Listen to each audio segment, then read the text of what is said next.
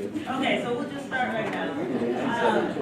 Hello, welcome to our third in a series of 5 events that we have called Visit UBC. My name is Emmy. I'm one of the organizers. So the first kickoff session we had last time was with Ben, and today Tamara is going to share some of her work and some of the approaches we have. Next week we also have Charles speaking, and then after that we'll have a medley of 3 professionals sharing how they've used Viz in their job places and in academia. And then after that we'll end up with a mixer first Tuesday in April. Okay? So I feel like Tamara doesn't need an introduction because you've seen her multiple times. But if you haven't, here's a little introduction. So Tamara graduated from Stanford in 2000, and she worked in industry for about 2 years. And then she joined UBC, and she's been in a position here at UBC for the last 17 years. Over the course of her career, she has published over 65 articles, and she has over 8,000 citations. And that totally blew my mind. In addition to doing that, she's also written a textbook on information visualization, and she's interested in both problem-driven and technique-specific driven approaches to visualization. So today she's going to talk about visualizations and different entry points into it, and feel free to chat with her later on. Okay, so help me welcome Tamara. Thank you, Kenny. Let me just do a quick mic check. I know that the speaker's not on, but we're good. All right. All right, so thanks all for being here on a Tuesday afternoon. And so what I'll talk about today is this idea of different entry points to visualization. So I'm emphasizing both some underlying similarities and some underlying differences. When to use what method, what kind of problems we might attack. So, and I'd also like to thank DFP, Peter Walt, and the UBC Data Science Institute for co-sponsoring this Viz at UBC initiative. It is fantastic to see so many people in the room for that. So let me start out by defining and motivating visualization. And so my current favorite definition is computer-based visualization systems provide visual representations of data sets designed to help people carry out tasks more effectively. And so that puts together a bunch of words in the same sentence: people and tasks and data, the visual system and all that. And so in particular, I think it's most suitable when we want to augment people rather than replace them with some decision-making method, like a purely computational one. And so there's this interesting question of, so when does a human in the loop need to see details about data? And one of these entry points is exploratory data analysis.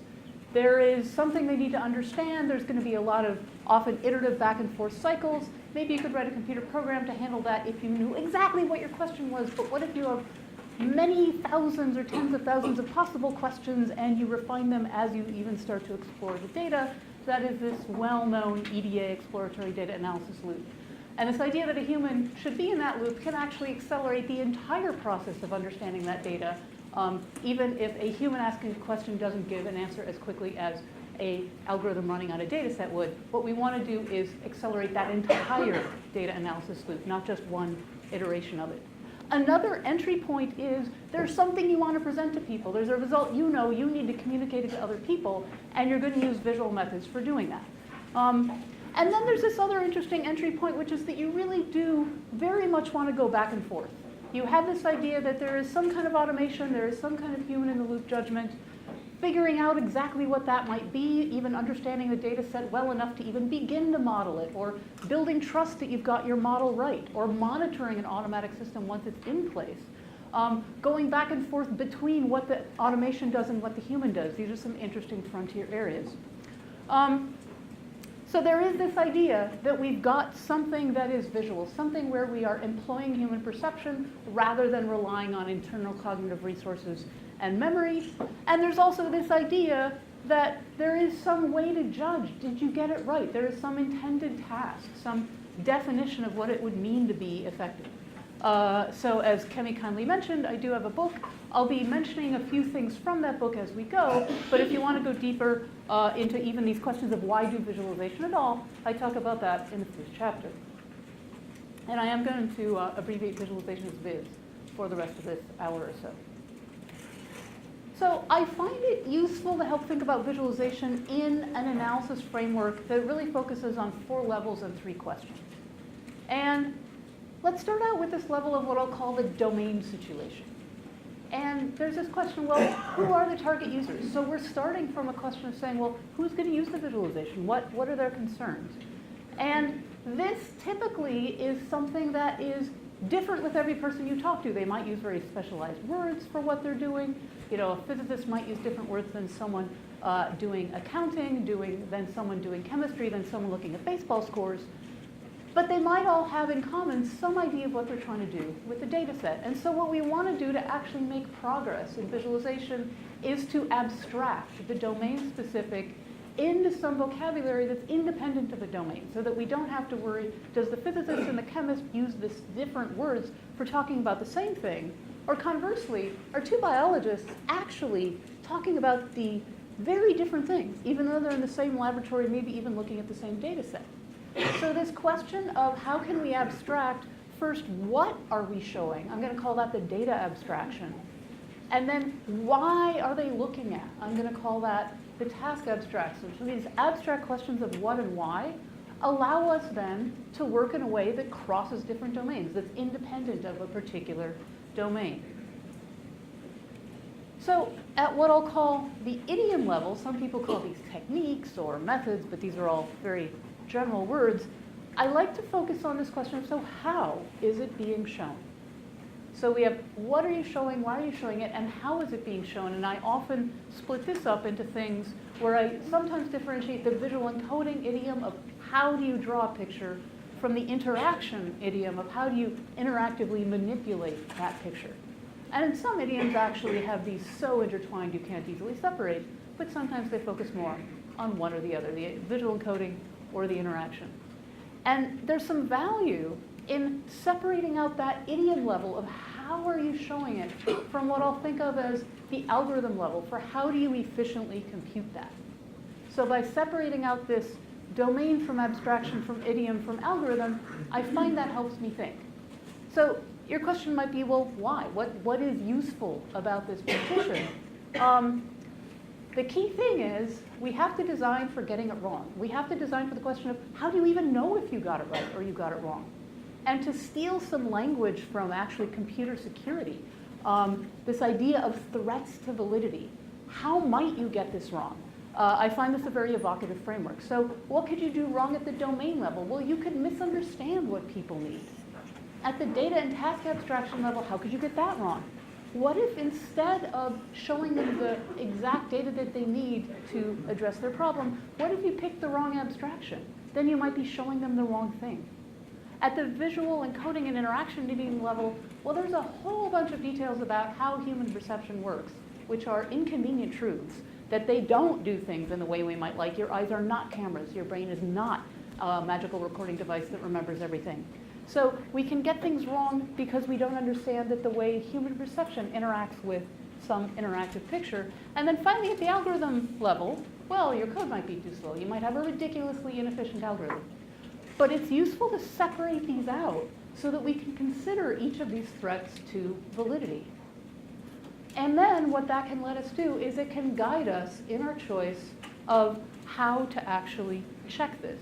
Moreover, if we get one of these wrong, it's very hard. If you've picked the wrong thing to show, it doesn't matter if you have the most perfect way in the world of showing it. You're probably not going to help the user.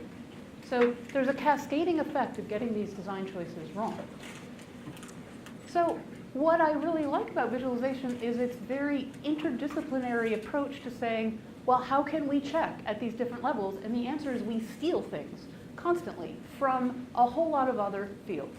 So to actually start in the middle and move out, the methods of computer science and the training that people get in a computer science class are very well suited for these very quantitative approaches to understanding, is my algorithm any good? Well, you can do computational benchmarks, measuring the system time and memory. You could, if you're more theoretically inclined, do analyses of computational complexity. These are quite well taught in computer science departments, and they're very well suited for doing what I'm going to call technique-driven work, where you say, here's a very, very specific idiom that I want to instantiate. Maybe I want to have a bigger data set than I could before, or a heterogeneous one, but it's a very algorithmic set of questions that we might ask. And there's a lot of work in visualization which is exactly at this level. Inevitably, somebody brings a bigger data set to the table than you had in mind. Inevitably, scale is a concern. So these are really interesting questions. But they're only one set of questions. What are some of the other things we worry about? Well, this question of, did you actually get the right idiom? This is one instantiation of a very design-oriented problem. There is a lot of methodology for thinking about how do you deal with these design questions where there's not a single right answer above all else that you might find. But in fact, there's many good answers, but there's even more bad answers. And how do you iterate your way through that problem space and think about it and have methods for addressing those? They tend to be quite qualitative. Now, what about figuring out if you got that right? Well, one thing you could do is you could actually do a qualitative analysis of results and try to figure out this picture that the system made. Is it actually helping? Let's go through and analyze that image and think about it. You might also do something where you steal methods from psychology that often come to us through human-computer interaction and think about these questions of, well, what if I actually measure what a human does when they're using my system? In a laboratory setting where I have a stopwatch and I see how long it takes them to do something, or I measure how many errors that they have when doing that. That tends to be very quantitative. Sometimes you're going for statistical significance by looking at a large enough set of people. But where else do we need to steal methods from? Well, we also, as it turns out, very much want to grab methodology out of these social science areas of anthropology and ethnography, and a lot of people have thought hard about this very tricky question of what are people doing? How can you figure out what they're doing and maybe try to think about designing tools to help them do things better? Because in general, that's a hard problem. When you first of all, you do have to talk to humans, but talking is necessary but not sufficient because their introspection about what they're doing typically only gets at part of the issues. So there's a lot of very interesting methodology as well here for this question of how do you actually understand human behavior. When I say in the wild, I of course don't necessarily mean in the jungles of Borneo. I often mean in the jungles of Google or of Facebook if we're dealing with people with a lot of data, or various labs here at UBC. And so there's also a lot of work in visualization that starts out with this idea of a domain problem and then progresses through and tries to go from domain problem to abstracting to trying to design appropriate idioms and then actually instantiating all that computationally. And I often like to call that problem-driven work. And that's another big thread of work. And I'll be talking about some of these different threads as I go on in my talk when I talk about some of the stuff we've done and how we've done it.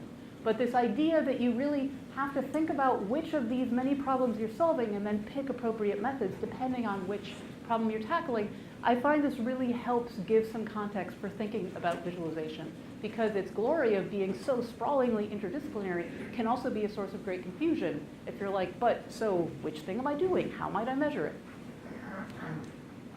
One of the things that's interesting is that this helps think about mismatches, because it's very tempting, but in fact can be very misleading to attack a problem with an easy methodology that you know well, but that might not actually help.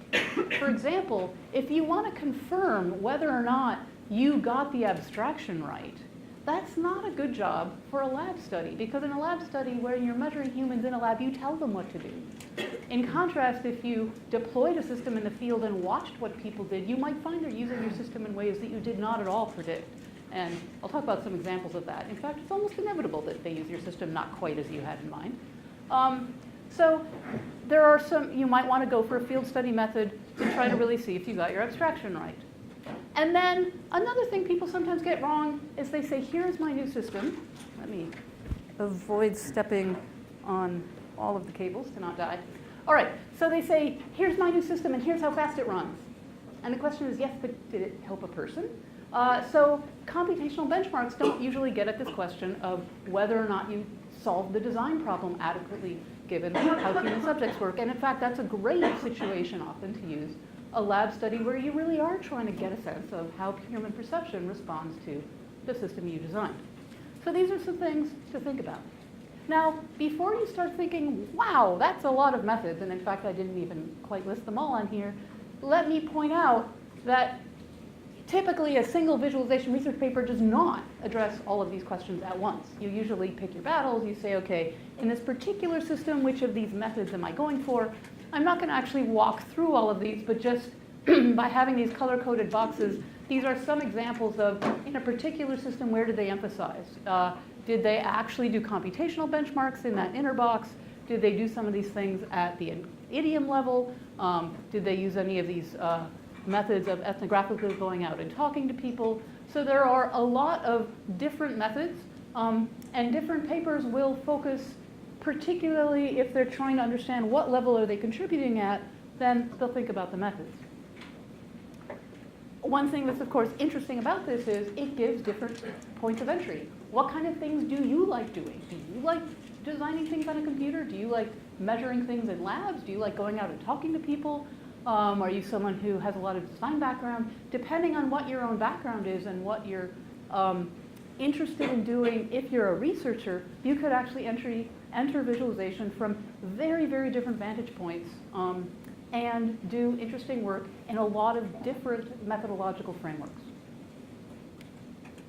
So talking a bit about methods, I'm going to sort of walk you through some of the things we've done in my lab by thinking about these different angles of attack. I like to think about the technique-driven work, the problem-driven work, evaluation as it impacts both of these questions, and then this idea of, after you've done all this, what have you learned? How can you turn that back into something that helps the field itself think?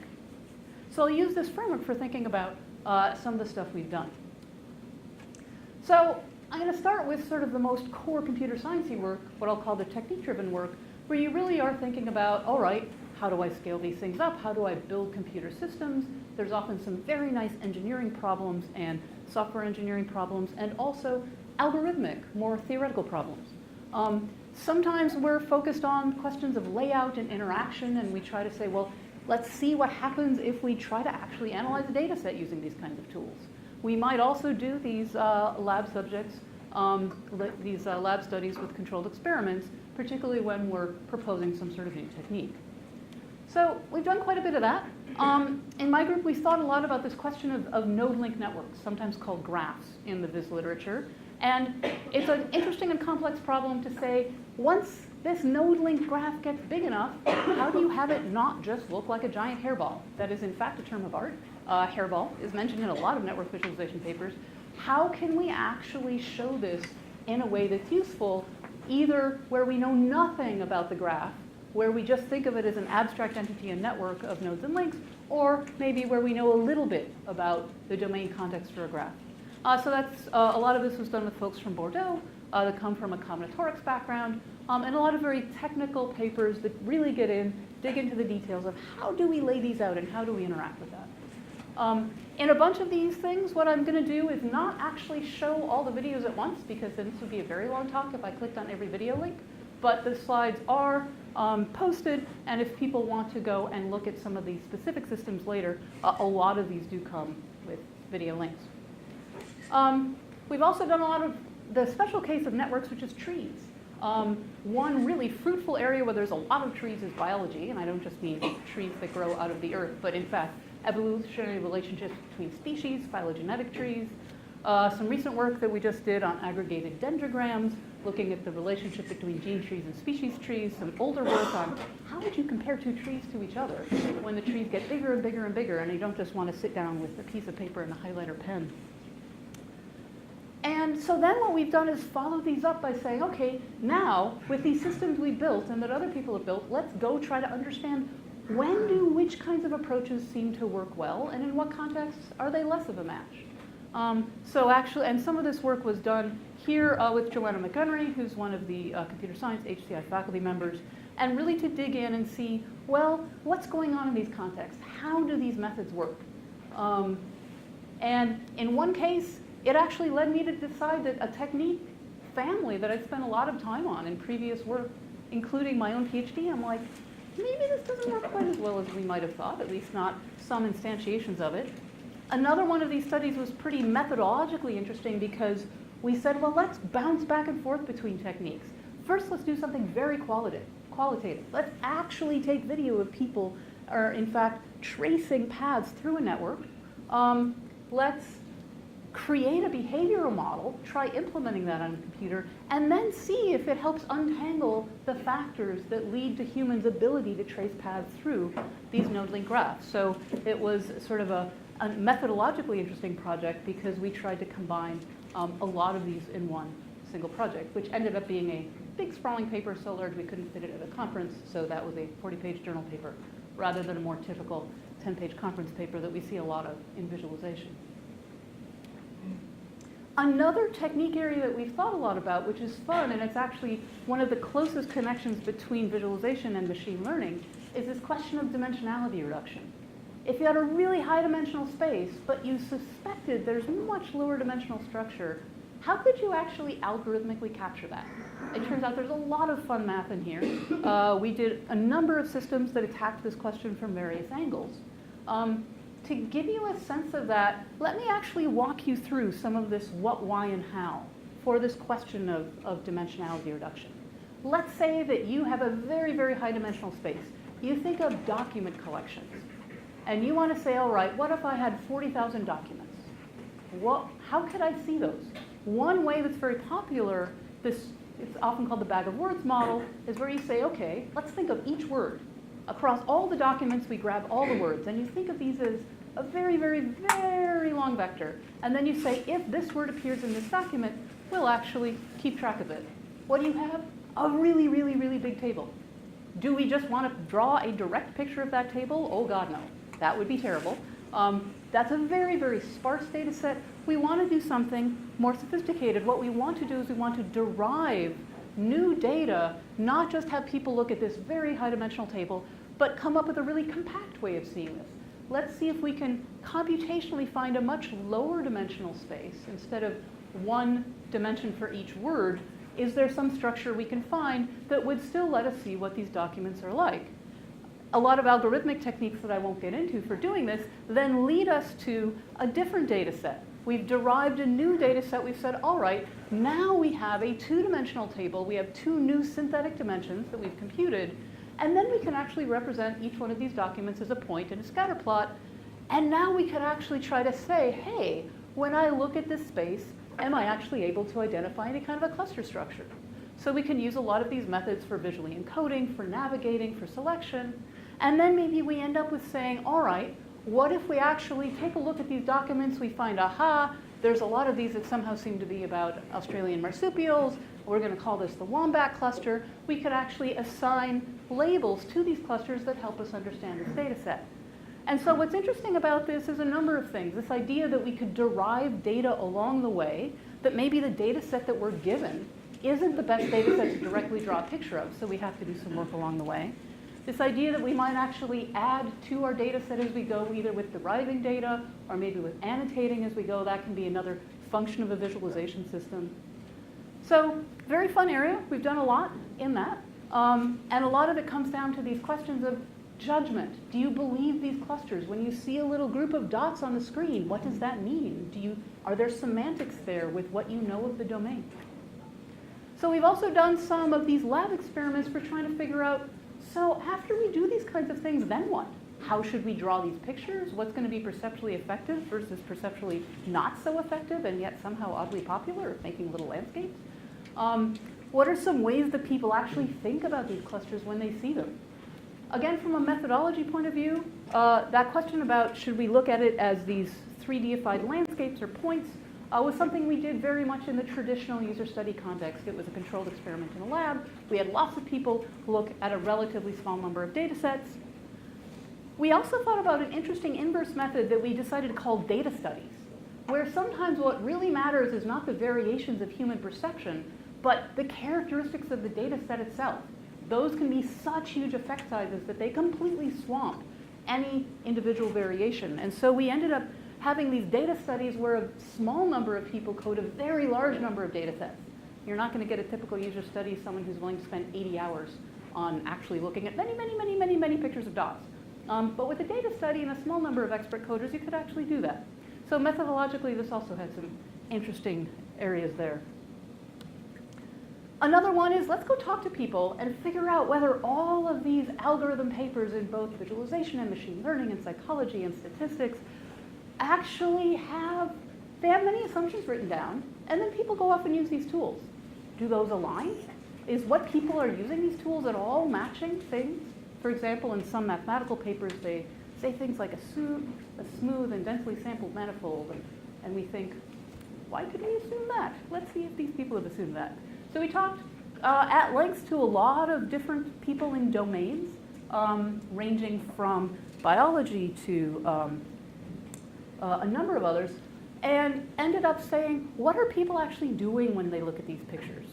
So this was very much a field study method with a lot of qualitative data analysis, leading us to understand more about the underlying task. Turns out some people are interested in thinking about clusters of points. Other people are interested in thinking about the semantics of these new synthetic dimensions, and they can have quite different use cases in mind, and that helped us think about that. We call that one dimensionality reduction in the wild. So I'm not going to spend a lot more time on the technique-driven work in this talk, because in some ways that's a little bit more abstract, a little bit more difficult to sort of wrap your head around. I'm going to focus more on this idea of problem-driven work, of people that actually had a problem, and we built a visualization system to try to help them with that problem, in part because the resulting videos are a lot easier to sort of wrap your head around and understand, and are super fun, but also because it gives a sense of the breadth of the kind of problems that visualization can address. These are often called design studies in the visualization literature. And there's this idea that you really do want to work with people that have problems. You have to figure out their problems, a fun and a long and complex problem. Typically, you do a lot of iterative refinement. You often evaluate them with field studies, some short-term, some long-term. And I tend to be super opportunistic about, well, where are there people with interesting problems with both industry and with academia, sometimes departments here in UBC, sometimes companies. So one fun area is genomics, because they have so many people that have enormous data sets, ridiculous amounts of funding by computer science standards, graduate students who are doing so much work that you think, oh, computers should help with that. This should not be a human doing all of this by hand. And some people working on really fun and hard problems. So we've done a lot with people from here at UBC in microbiology, in the Kincaid lab, at the Harvard MIT collaborative group called the Broad Institute, trying to help various people that are looking on how genes move around between species through the evolutionary process, or comparative functional genomics of how it is. They have an amazing data set where they have for every cell in a developing fruit fly embryo, they know which genes are turned on and off per cell over time. Hugely complex data set. They do a lot of computational processing on it, and then we actually want to help them understand how to compare the results of different computational pipelines. So that can be very much an interplay between what the human looks at and what the computer is computing. Yet more, some local folks with BC Cancer looking at the genetic variants of disease. Also some questions like fisheries scientists trying to simulate what happens from various policies about how many fish you're allowed to catch each year, what happens 100 years from now, how to get policymakers and scientists able to more usefully communicate. Yet more, we've worked with folks at Google on what's happening when people are actually clicking around through the web, and with people at AT&T Research on what's happening as you actually try to run the web through a big, big farm of servers. How do you figure out why that crash happened last Tuesday and plan for it not to happen in the future? And that one was interesting because from a user-centered design point of view, a lot of the work is often saying, well, you have to work with the users and figure out a solution. But what if you're not allowed to talk to the users because they're busy? They are extremely busy trying to actually keep the network up. So this idea that gradually you can build a system that's more and more close to what you think the user problems are by talking to, say, their managers, or even the people that can give you access to the data. And you might have a staged methodology of how you get from nothing to the data, to being able to talk to some people with some knowledge of the problem, to finally actually being able to test your system on the real users, because you can't always just walk up and talk to them. So some problems in, what if you've got buildings where you're monitoring the energy? How do you actually let people understand that? Whose job it is to say, do building energy management. There's a fun problem in journalism, which is what happens when you get a huge number of documents. So actually, I'm going to finally show you a video of this one. Let's actually come back to that in a minute. So with this overview project, This was a situation where a journalist who was actually a hacker journalist who was both someone who had a computational background and a journalism background said, hey, I tried to use some of those tools you made for dimensionality reduction. They don't quite work. Let's talk. So there was a bunch of talking back and forth and developing a system designed for specifically this question of what does investigative journalism need when you have a lot of documents. So for example, one of our use cases was you do a Freedom of Information Act request and you get thousands of documents. They might be quite hard to understand. One of these was, what did security contractors do during the Iraq War? What about different kinds of documents? What about, you suspected that there was a problem with the police funds, you suspect mismanagement, but you're not just going to actually grab all those emails and then search on corruption because, that's not going to be a tag you find. So just sort of searching on tags alone, although it's great on Google, doesn't necessarily solve these problems. Some nuanced judgments like, did Paul Ryan make hypocritical campaign statements on the trail compared to what he was actually doing as a congressperson? What's going on in very short tweets about gun ownership? What is the government doing? What happened with thousands and thousands of bills? And so what's interesting is in some cases, we went from trying to understand the problem, deploying a system, redesigning based on how they used it, reflecting on what we understood about their tasks. For example, at one point we realized some of these problems were finding a needle in a haystack, but some of these problems were proving that the haystack contains no needles, which is interestingly even harder, showing that something does not exist as opposed to finding a smoking gun of something that exists. So to give you a sense of this, let me actually play a video. Investigative journalists occasionally attain thousands of documents as a result of a leak by a whistleblower or from a Freedom of Information Act request. Overview helps journalists to investigate document collections in a systematic way. It was iteratively developed over 4 years with 4 deployed versions. Its design was motivated by 6 case studies of journalists who adopted Overview. Their investigations led to 5 published stories, and one of which was a finalist for the 2014 Pulitzer Prize in Journalism. And if you want to play more with that, that's actually publicly available on overviewproject.org. Lots of links to that. No, stop. Next slide. I think I have not thought through how that's going to work. Here's another example.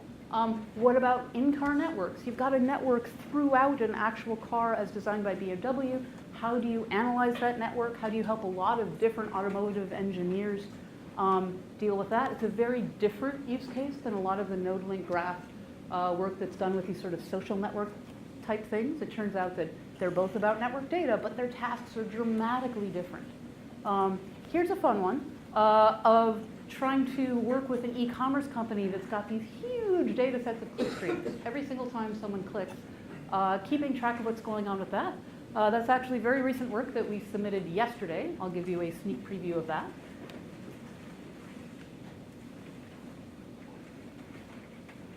Segmentify is a novel visual analytics interface that supports clickstream domain experts in the iterative process of refining data segments and viewing their characteristics in order to discover actionable insights and improve the effectiveness of more fine-grained downstream analysis.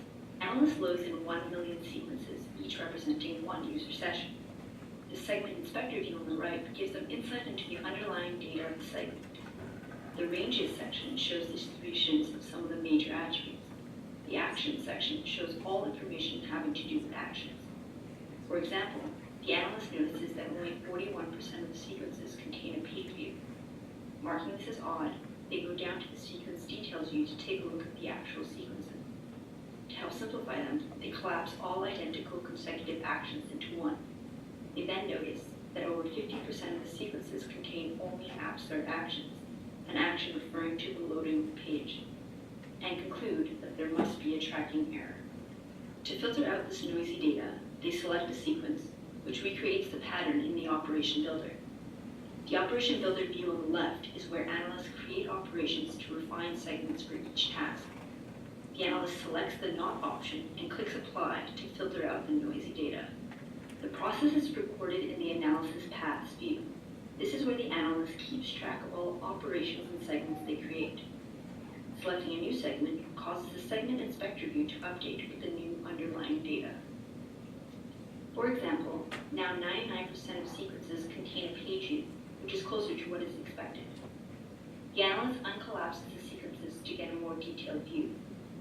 They noticed that over 50% of them contained only an app start and a page view action, represented by the L and V glyphs. In domain-specific language, this is referred to as bounce.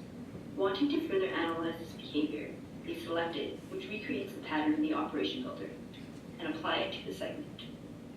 They select the resulting segment in order to investigate what types of pages people bounce from. To get further details on the type of pages viewed, they switch to the detailed level of the action hierarchy. This breaks up the page view action into the 17-page templates we derived. The contains chart allows them to immediately see the number of times each type of page was bounced from. In this case, they notice that the product description page makes up 71% of all bounced pages. Wanting to dive deeper to determine if a particular product page is causing issues, they download the segment to further analyze later. A benefit of the segmentifier is that it allows analysts to go back and revisit segments to ask further questions. In this case, the analyst wants to further explore the previous segment. They can use the Action Transition Network to find out when app display errors occur. By selecting it, they can then use the adjacency view to determine which actions came before. In this case, 36% of the time, it occurred after signing in. The analyst then decides they want to analyze the purchasing funnel. So they use the Actions Operation Builder to build a pattern with the 5 main actions required to purchase an item. Okay, I think that's enough to give you a sense of it. But that's the kind of system where there is a lot of thinking about what the user's trying to do, trying to build something quite custom, not necessarily to invent some completely new things. You saw a lot of node-lake graph views, you saw a lot of histograms. A lot of the devil is in the details of how do you put those together in a way that actually helps people doing big and complicated things with real-world data sets. And so then I mentioned this idea that then you can come back and say, but what did we learn from all this? We've done technique-driven work and problem-driven work and evaluation. How do we think about how to actually do visualization itself somewhat better? And we've done a lot of those kinds of papers as well in my group. I already mentioned one of them, the nested model. There's a number of others about, some ways with snarky remarks about how to write bad papers, try to help people write better ones. Thinking about how it is that you do anything user-centered in contexts where it turns out that there are laws about what you cannot do with data, particularly relevant in the medical domain. And then this question of how is it that we can work with all these different people in all these different domains and dive in and actually build a visualization system to help? What's the methodology for doing these kinds of problem-driven work? How do you get started without spending 15 years becoming a domain expert yourself, which is more of a once-in-a-lifetime thing than a every year kind of thing. So this idea of design study methodology, our own thoughts about, well, what are some methods for doing this? This was done with 2 of my former postdocs, Michael Settlemeyer and Mariah Meyer, and we tried to say, well, what are some definitions to help us think about this, and a framework for doing this work, and particularly all the ways that either we got it wrong or we read other papers from people that might have gotten it wrong, and how to avoid some of the pitfalls. And then thinking about the methodological framework of other work in HCI and other areas that are also related to these questions. Why can't we just grab methods out of HCI and declare victory? What's interesting and hard about visualization in particular? The reason we thought we should do this is that between the 3 of us, we'd actually done over 20 of these in about a 10-year period, and we tried to sit back and think, what did we figure out? AKA, what did we get wrong that we want to avoid doing wrong ourselves in the future, and also help other folks to think about it. So this is a very how-to methodology flavored kind of a paper. We like this idea that one of the goals of visualization is often to help people go from a pretty fuzzy understanding of the task to something that's much more crisp. So the clarity of understanding in abstract terms, what are they doing? Typically someone is very clear about what their job is, but not necessarily how it is that visualization could help them do that. And so there's a lot of methodology for thinking about how do we figure out, is the information in computable form, can we get a really crisp understanding of the task?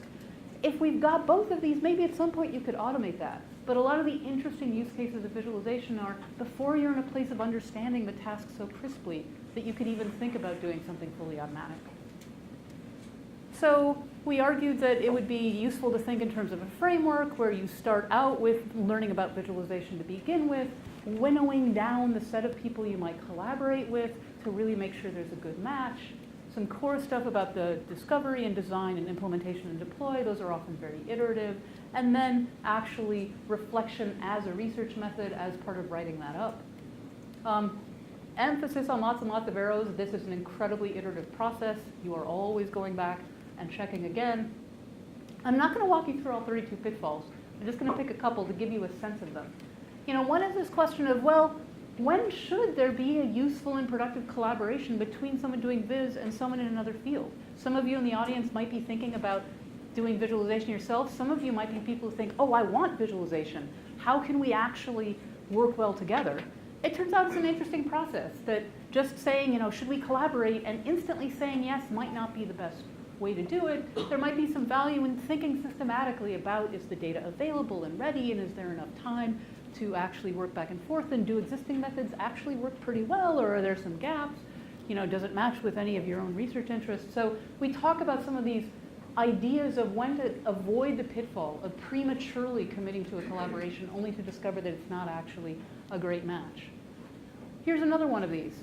This is the, what metaphor do you think by as you're doing research? And this one is actually the, how do you decide when a project's done? I've talked about iterative refinement. So when do you declare victory? And in a lot of the very technique-driven work, then the metaphor of a horse race is useful. In fact, there are people, they might be working on the same project, and you're rushing, and the first one to get the paper in gets the paper, and maybe the other ones lose out. And a lot of science is very much done on the horse race model of research. And so then you've got this idea that you should be first. But in these design studies, maybe a better metaphor is the debut of a musical piece that you've been practicing for a long time. And at some point, you're going to play it out for the first time. Well, how do you decide when? This question of, are you ready? Typically, with these kinds of problem-driven work, what you're doing is idiosyncratic enough that it's not that anyone is focused on the exact, precise thing that you're doing. So the question of when have you learned enough from that that you can maybe argue about what transfers from your problem to others? When do you think it's actually solid enough that you've learned what you want to learn? One of the reasons for doing this is actually just to avoid stepping on your own toes. If you have first ideas and you rush them out to publication and then you keep working on it, it can be very hard to get that second paper out, even if you think it's much better than that first paper. And we pointed out a situation from some of our own work where that was something that had happened. So lots of pitfalls, but to give you a sense of some of the methods for doing that kind of collaborative work, that's an interesting paper. We've also thought a lot about these sort of intellectual frameworks for thinking about things, like what is the space of abstract tasks? I already mentioned some of this regulatory work, or what is the space of visualization used in a particular domain, in this case with Annika-san, genomic epidemiology. So I'm now going to switch gears a little bit and say, so that really focused on this question of technique-driven versus problem-driven, and that's one way to think about the world. There's some other ways to think about the world, and one is this idea of interplay between automatic methods and humans, and also this question of presentation of data. And timelines for us sort of motivated both of these questions. So I'm going to start with this idea of curation, and I'm going to talk about this project TimeLineCurator. This was actually a collaboration both with Matt Bringer, a PhD student here, and Johanna Fulda, who'd spent some time in a newsroom at Süddeutsche Zeitung. And we were thinking, okay, how could we build a tool to make a particular thing better? So the idea here was, well, what if, as happened to her, someone rushes to you and says, we go to press in 45 minutes. I want a timeline to accompany this article. Go. Well, you could start doing something with Illustrator. Maybe you want to actually do something a bit better. So what I'm going to do is start out by showing you the video. Timelines are a popular way of telling a story. They show important events, for example inside a biography, or they can give a temporal overview of a story. They let you see when it started, how events are distributed over time, and when it ended, or what the current state is. To create a timeline, you need a structured data set. That means find out what the important events are and filling them into a table. But this process is quite error-prone and tedious. That's why we built TimeLineCurator, a visual and browser-based environment that lets you quickly generate timelines that are based on free-form text. So no editing tables, no searching for dates inside a long text, always having visual feedback. Let's look at how it works. This is TimeLineCurator. To fill it with events, you can simply insert some text from anywhere, a Wikipedia page, a news article, a blog entry. You just copy the text and hand it over to TimeLineCurator. It will find the temporal expressions and align them on the timeline. Now you can navigate through all the dates, delete them, edit them, or change their date.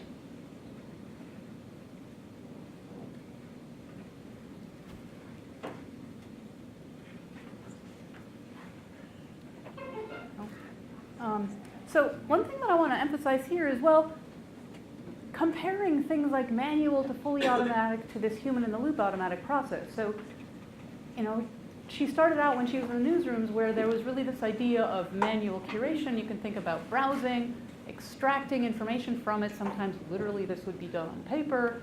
Then how do you actually format it? Well, that would be slow. Then at some point you could actually show that. And then what if you need to update? Oh, because these are manual, this is not good. This takes a while. So, what could be better? What if you actually went ahead and somehow in a structured way automatically grabbed this data? Then that extraction step is what takes a long time. At least you can quickly update if something changes.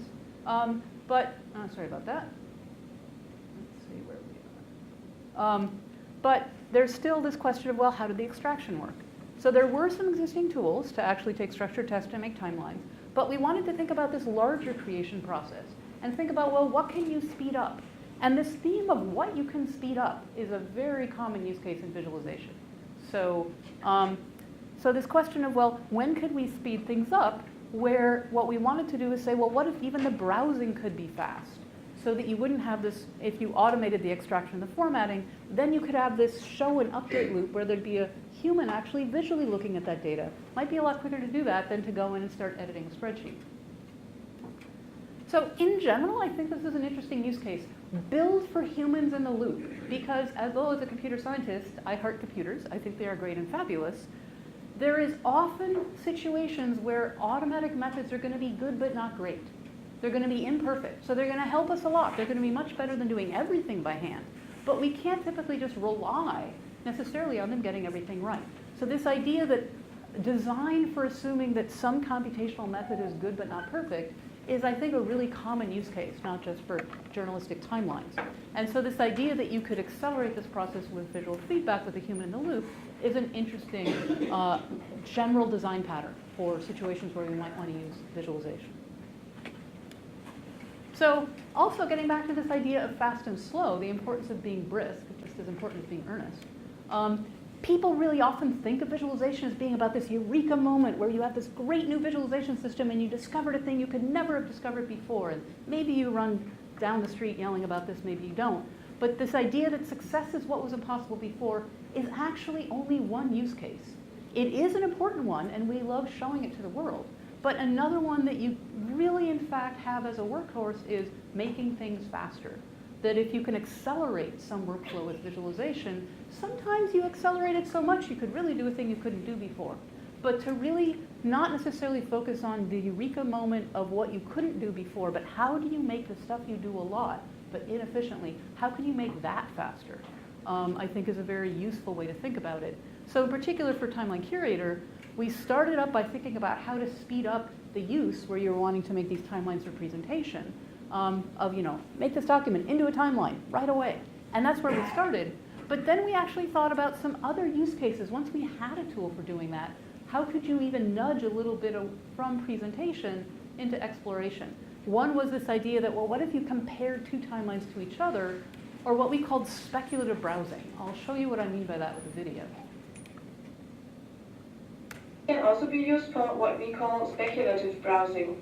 If you just quickly want to check if a document contains interesting temporal data at all, you can just copy the text, paste it in, not interesting, copy, paste, too little information, copy, paste, that looks more interesting. Now, you never would have bothered doing that if you were actually manually typing something. So this idea of a use case that's possible with speed up is an interesting one. So that actually led us to think more broadly about not just this curation case, but this whole question of presentation. So when are you using visualization to explore the data and find something out you didn't know, versus when you're using it to present to people, something you do know and you want to present it effectively.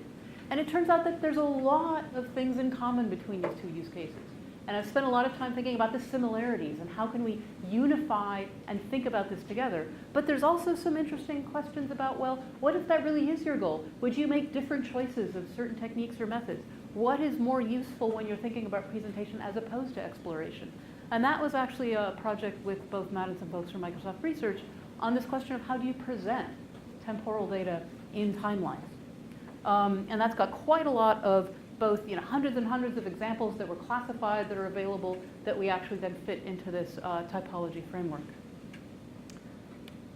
So I'm also going to mention, way back in the day, I was very interested in this question of using visualization for presentation, not necessarily just for data-driven things, but even thinking about questions like, what if you changed the underlying mathematics or physics of the universe to actually help people think about a bunch of problems in geometric topology and mathematics?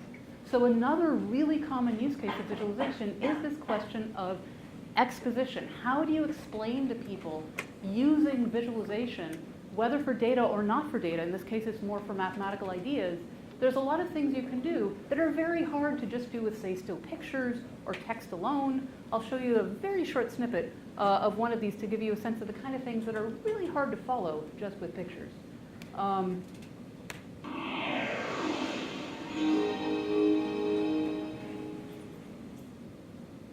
But watch this. Is this it? Is this a sphere turning inside out? You bet. Okay, there's another 22 minutes if you wonder, what just happened there? The answer is quite a bit.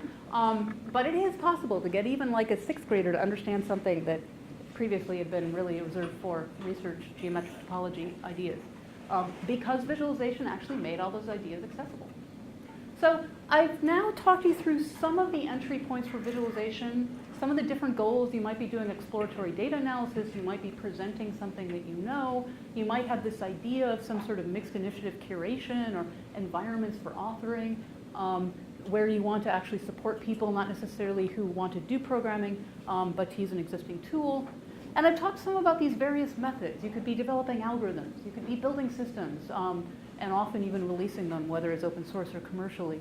You could be doing studies with human subjects. You could be, whether in the lab, in a controlled experimental setting, or more in the field, using more ethnographic methods. So there's a lot of different ways in. There are, of course, even more that I haven't talked about, but I've given you some sense of the kind of ways we've done it in my own research group here. What I want to do is also just briefly mention, well, it's not just about research. Also, there's some interesting questions about teaching. So as people have pointed out, I have spent a fair amount of time writing a book. There's a lot in there. I could have given a talk just to sort of walk you through the world of visualization as I see it in this book. I didn't do that, in part because there's a lot of that available online. If people want to just read it, they can do that for free here at UBC. I have many, many, many different talks. There's the hour-long version, the 2-hour version, the 3-hour version, the 6-hour version, the 8+ hour version. There's a lot of those online if you want to look at them. I will give you a 30-second preview version.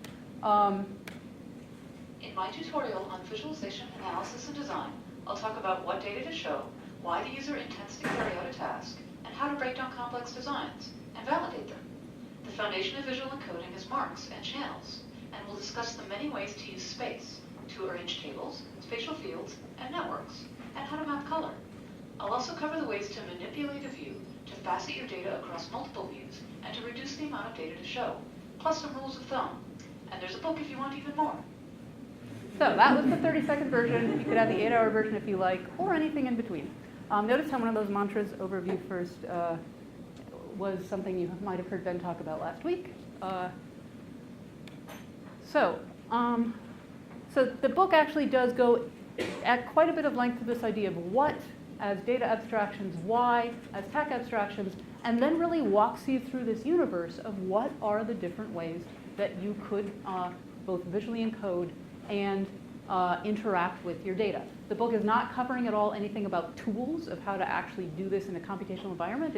It's more on those levels of abstraction and idiom. So, although I'm not going to walk you through all the way through the book, if I leave you with one idea about that, it's that there are interesting techniques to handle complexity. And there are whole classes of techniques. One of them that I alluded to earlier was you don't necessarily draw what you're given, you derive new data, typically guided by some idea of the user's task, to figure out what to show. Another one is, well, interaction. It changes over time. The view is not static, it's an interactive view. That's a big class of techniques.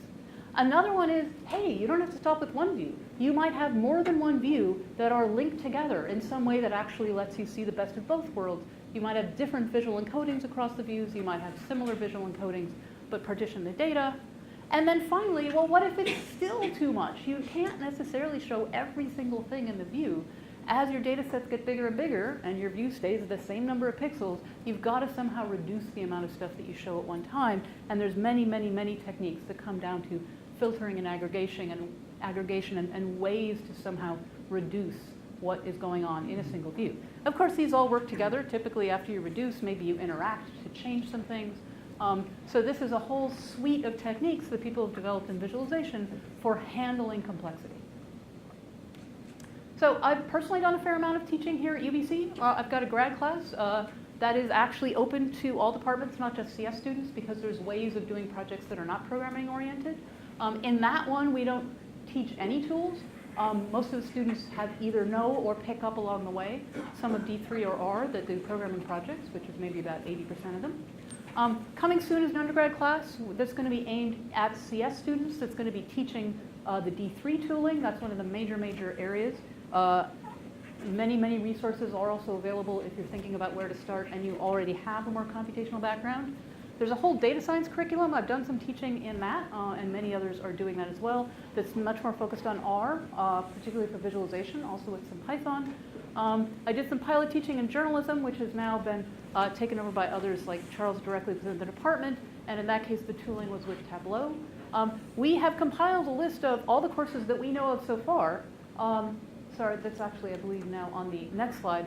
Of the many other visualization-focused courses, we know of some in educational psychology and forestry and geography and the iSchool and psychology. I can see actually at least a few faces here of people who teach those courses. We would love to know what else is there for our list, because we want to make this a live resource that actually people can go back and forth between. So please do let us know if you've got any additions or corrections. What we also think would be really interesting to do is to compile a list of courses not that teach you here is visualization, but that use visualization as part of what they're trying to do in the course. I happen to know of at least a few. I know of some in computer science. There may well be many more in other departments, and we'd love to also have a list of that, where we could then let both the students of those courses and the teachers of the courses actually talk to each other a bit about, what is going on out there, how can we in any way join forces or do things. So there's some there's teaching or taking a visualization-focused course. There's teaching or taking a domain course that visualization is playing a role, whether that's for presentation of maybe a course project result, or actually having people do exploratory data analysis as part of the course. If you are by no means wanting to teach any of these yourself, but you might want to engage, one way could be that you actually offer your problem as a project topic. And different courses have different requirements for the kinds of projects that they would do. So whether that's as you're a researcher or you're someone working in an administrative context at the university, those might be some interesting ways to engage with the teaching side of visualization. So while we're thinking about engaging in next steps, I just have a few thoughts about, well, where might you go from here? One is there's a really fun redesign effort called Makeover Mondays. It is very much focused on Tableau, but in fact, there's actually some ways to engage with it even if you're not a Tableau user. But what's nice about it is every week they post a problem, and then hundreds and hundreds of people redesign this data set. This is intended to be small effort, right? It's what you can do in a day or so, maybe a few hours. And then there's a whole culture of responding to each other's ideas and critiquing. There is an entire community that is built up around this. So Makeover Mondays are a great way if you've started down the path of visualization design and you want practice and thoughts and feedback. This is a pretty fantastic way to do it. So that's got its own blog. It's been going on for a couple of years now, and there's one of these every week. So what else is there? On the other side, there was this incredible project that's been inspiring to a lot of people. Georgia Lupe and Stephanie Posovic decided that every week They would manually gather data about their lives. They would have one postcard on which they drew that data. One side is the actual data, the other side is the key or the legend explaining how to read it, and then they would mail these postcards to each other. And they did this for 52 straight weeks. It is a pretty stunning set of both what data they gathered, how they thought, why they did it. If people actually want to get a sense of this, I'm just going to very briefly, oh, that's not what I wanted. Here we go. That's not what I wanted either. So the sense of that there are 52 weeks of these projects, all hand-drawn, all very much about data humanism and evoking what's human about the behavior. I'm going to randomly pick their week of apologies. And what I like about this is not only do they actually show you the visualizations themselves, but they talk about their process, how they gathered the data, what was going on, what they thought about. They've got some process notes, obviously involving cats, because everything should involve cats. So this is a pretty wonderful resource. It's sparked many other people to do some interestingly similar projects. Wait, where am I? Here we are. And then there's another one which actually took this ball and ran with it. Two other women, Shirley Wu and Natty Bramer, actually said, all right, we're going to document every month. We're going to do a ridiculously big and ambitious project. Here I've grabbed their November month, where it's the text of Lord of the Rings on one side versus the musical lyrics of Alexander Hamilton musical on the other side. And they do these incredibly intensive processes. What's interesting is this is not just about the sketching part, it's actually about the coding part. So with data sketches, let's actually grab, we can go through, they have these many months, they're almost done. If Shirley just finishes her last project, they'll declare victory about 1.5 years after they started, because it turned out that 1 month stretched longer and longer and longer as they got incredibly ambitious. But let me just actually click through to this to give you a sense of the depth of the notes they have. So in addition to the actual final product, typically these are interactive visualizations, they talk about things like the data scraping process, some of their initial sketches, some of their initial coding forays, what were the hard problems from a computational point of view. I like their forever loop of sketch, code, repeat. But actually walking us through that design process at the level not just of sketches but of code, this can be an amazing resource for people that are trying to understand the process. These are both professional consultants in visualization. So that's some very, very fun process notes that keep going on and on. At some point there will also be a book about that in the book series that I edit, but that is not out yet. There is already a book about Dear Data that is out. So some pathways to participate. Yet again, I'll have a plug for joining this group, visit UBC, get on the email list because we will be doing other things in addition to this lecture series. If you join as core member, then you'll be findable in our index of people. That's especially something where our mixer event is going to get people to actually talk to each other rather than just someone at the podium talking to you. If you join as an organizer, you can help us figure out what happens next. So this series will end in April, but there's a lot of energy, and so we definitely want to do something beside that. There's a cool brand new thing. The Data Visualization Society started like 3 weeks ago, and now there's 4,000 people worldwide. People have just gone on a rampage, all kinds of resources. The jobs board has moved to there. So this is an interesting one-stop shopping place of that I just look forward to seeing what will happen after longer than 3 weeks. Who knows? There's also, as was mentioned, I think in the previous ones, the main Viz conference, the big academic research one, is actually going to be in Vancouver this year. By all means, you should either attend or submit or both. The research deadline is in 3 weeks. But there are many smaller workshops that, in fact, will have later deadlines.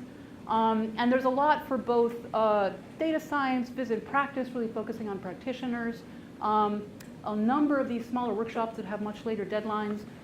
Good way to both be hired and to hire people. There's asynchronous job fair to try to match up people on the market, particularly grads, but not only grads, with both academic jobs and also company jobs. So there's a lot going on there that can be a lot of fun. So probably a bit of a once in a lifetime that is here in Vancouver. So nice to exploit that while we can. So there's lots more information. This talk, which includes all these links that I put up, is posted, hopefully correctly just moments before the talk started. Lots of stuff from my own research group pictured here on our group page. There's lots and lots and lots of papers. There's videos. There's a lot of open source software, many, many talks. Entire courses typically are all up there. So a lot of resources are available for things that you want to grab. And with that, I will conclude the talk part and take questions. Thanks.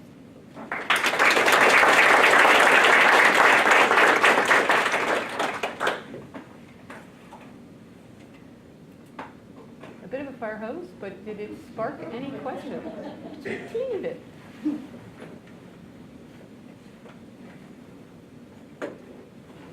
I'll also let people that need to flee off that have 2 o'clock meetings, but we do have a few minutes. Charles.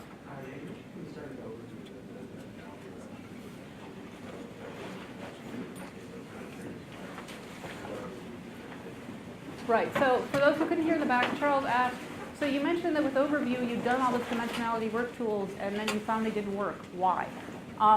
So let me actually grab that one to show you if it is that. Is this what I'm looking for?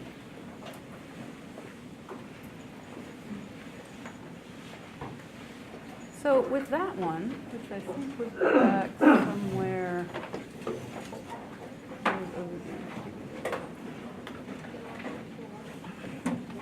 So the specific paper that he tried to use was Glimmer, where we said, hey, you know those GPUs that are now very cheap and popular with games, you can actually do full-on scientific computing on those. So we had proposed a system for doing dimensionality reduction exploiting the GPU, which turns out to be not trivial because you have to actually make sure that the algorithm aligns with the characteristics of the card. And we thought we were happy because it showed all these clumps that you could not see well in previous work, and so we're like, victory.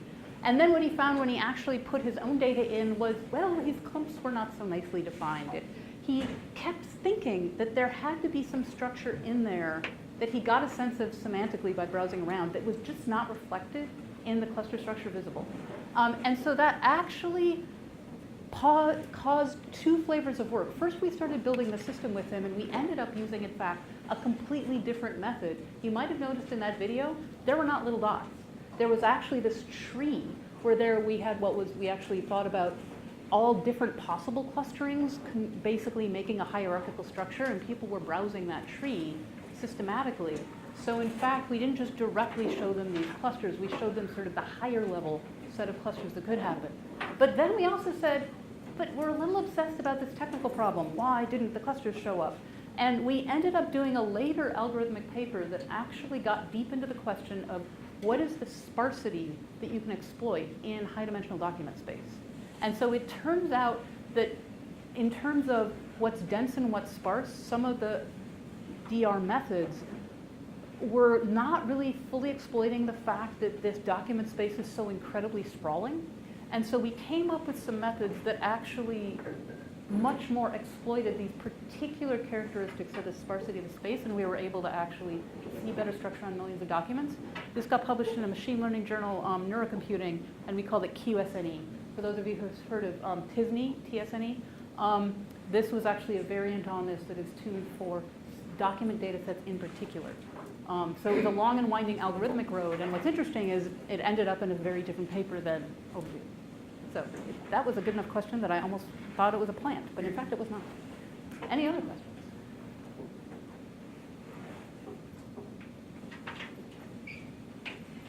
Surely just one. Yes? I just wanted to say, you offered tools here. I the timeline one. I actually put my resume in it.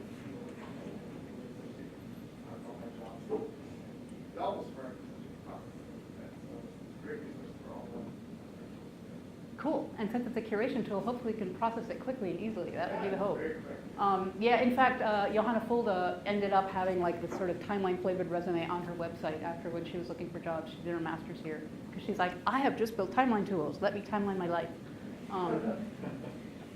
Thanks. Ben. You gave a terrific, amazing review of all the work that's been done here and a framework for thinking about how to get people started in visualization and research. But what would you suggest to those who want to get involved in visualization use? I think that is both a good question and a hard question, and I actually struggled a bit because I thought, so there could be this whole other talk I would try to give about, resources and where to start. And I feel like what I gave is really only just a very few number of entry points. The thing is that, and actually going back to this question of different kinds of tools, there are really strong communities for all three of these tools, for D3 and for R, and sometimes known as the tidyverse, and for Tableau. So there are these tools that a lot of people have started using that have pretty spectacular amounts of both training on how to use the tool and also to do visualization itself. So just to give some sense of that, that the in particular, the sheer number of demos with D3 is rather ridiculous. If we look at examples, so D3 is one of the major ways of actually doing visualization in a web-based environment. And there are many, many, many, many, many, many, many, many examples. And what's cool is, let's just pick hip replacement by state.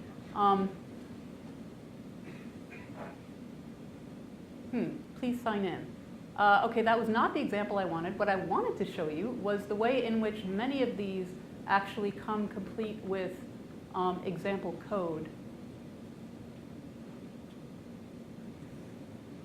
So in particular, if we look at that many of these so-called D3 blocks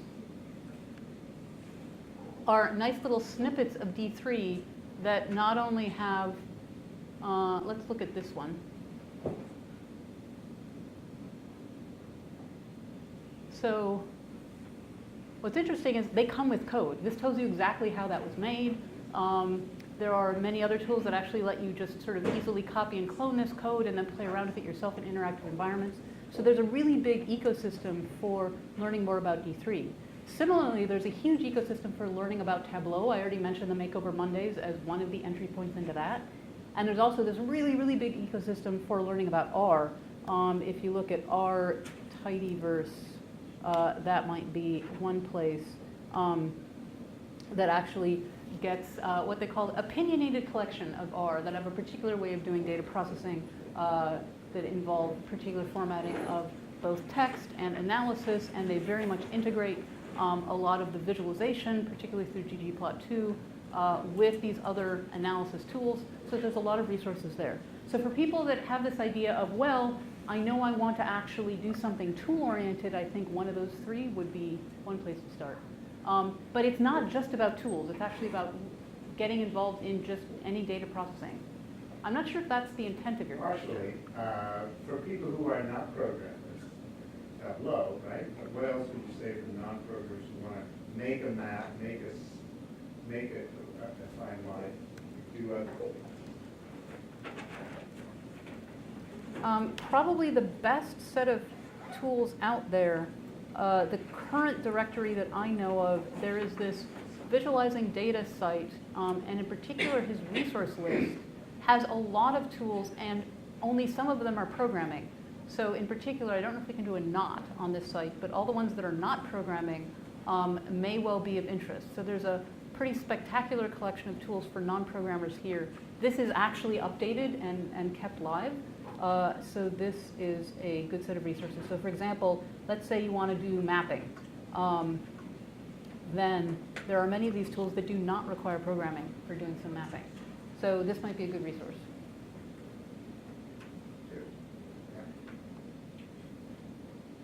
I might have to stick a slide up at the very end where I add these if people want links after. All right, we might have time for one last, or we could let people break and chat before they have to go off to their 2 o'clock things. Going once, going twice. Okay, thank you very much.